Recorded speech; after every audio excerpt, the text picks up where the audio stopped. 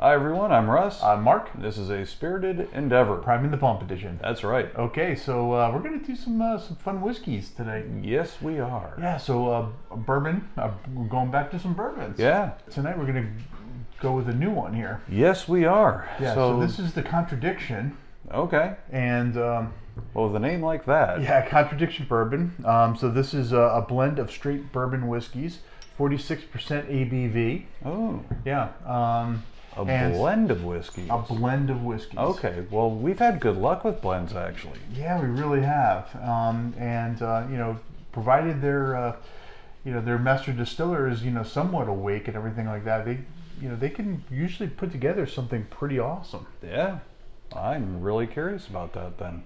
Yeah, so this is a blend of straight bourbon whiskeys, and let's see, sir, and distilled in the mountains of West Virginia, and mingled together beautifully. It's a bold, balancing act of flavors that enhance one another. There's a bit of contradiction in every balance.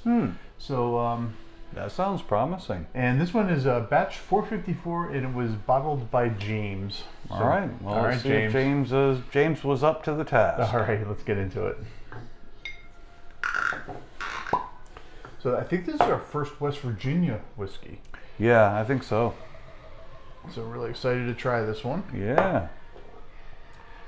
Yeah, that's a beautiful color. Yeah, now, it is. I don't think this has an age statement of any sort.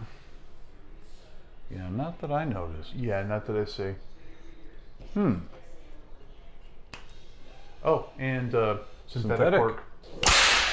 Awesome. All right, yeah, the color is really nice on this one. Yeah, that's dark.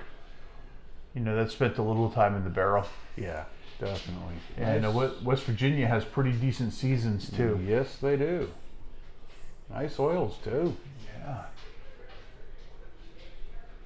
Yeah, and you see us swirling whiskey around the glass because you want a little bit of air to get to it, and it helps release some of the aromas and everything in the whiskey, and mixed with the air a little bit, and warms it up a little bit in the glass too if you put your hand around it. Yep. Also helps release some of that. Definitely. So when you give it a sniff, ooh, yeah, that is a nice sweet bourbon. that it really is. That is very sweet. Yeah, it's got it's a typical bourbon nose, a little bit of a cherry. Mm-hmm. There's almost like a little funk that kind of hit me off on the edge on my first. Yeah, I get that. Quite know what to describe that as. Yeah, it's very, very oak forward. Oh, definitely. Yeah, there's a lot of oak in that. I like the nose though. I really do. I mean, it's sweet, it's oaky, it's a little nutty. Yeah, based on the nose, I'm expecting to have a lot of oak on the palate. Yeah, for sure. Kinda And curious. certainly with the oils in this one, Yeah. I think we're gonna get a nice lingering finish on that too. I think so. All right, well, let's get into it. Cheers. Oh, nice and spicy, very oaky. I like the, yeah. Oh wow, That's really different. spicy, peppery, and it kind of gets you a little bit at a couple different times because there was like an initial pepperiness on the nose, and then it kind of got me around the sides of the tongue, and then there was a nice little bit that kind of went over the top of the tongue. That's a really interesting one. Yeah, I agree. It's funny you mentioned the bite on the side of the tongue. I got the same thing. Really enjoyed that. And there is a nice peppery nature to it when you first take a sip. Now, I will say it's lacking some of the flavors, the flavor impact that I've kind of come to expect with certain bourbons. This one's a little thinner. Don't get molasses, not like dark molasses or anything like that. I think this one's a little lighter in nature, outside of the spice. What I'm getting on it, it's sweet, but it's not. Yeah. But it's not like pointing me in a direction. It's not pointing me toward brown sugar or molasses or anything. It's just like sweet. Yeah, almost like maybe I want to say honey sweetness, but it's not even really honey. Not even honey. Yeah, it's just. It is sweet though. Yeah, it's like a rock sugar kind of sweet. Yeah. Yeah, no, that's I like that. I like the oakiness on that too. I do too. That for me is kind of the hit. I mean, I like the sweetness.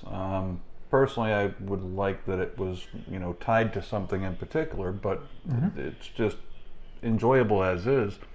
And that spice that goes with it is just really pleasant. Yeah, but the oakiness is to the point where you walk into like an old furniture store, or something that not quite lumberyard, because it's more refined than that. But it really does have a nice woody quality to it.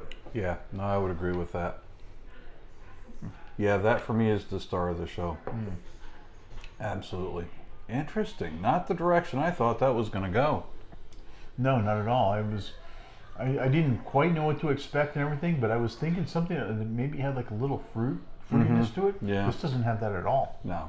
This is, in my opinion, light, sweet, generically sweet, nice oak, nice bit of pepper, especially that bite on the side of the tongue for the first couple sips, and just a pleasant sipper. All right, so on our scale of 1 to 5, what are you thinking? I'm gonna go 3 on this one. Yeah, I'm with you. I might go 3.5 because I really like that oakiness in this. Absolutely. That's the star of the show. I would agree. For me, I think this is a good summertime bourbon. Yeah. I think it's not excessively heavy, and that little bit of a bite's kind of refreshing.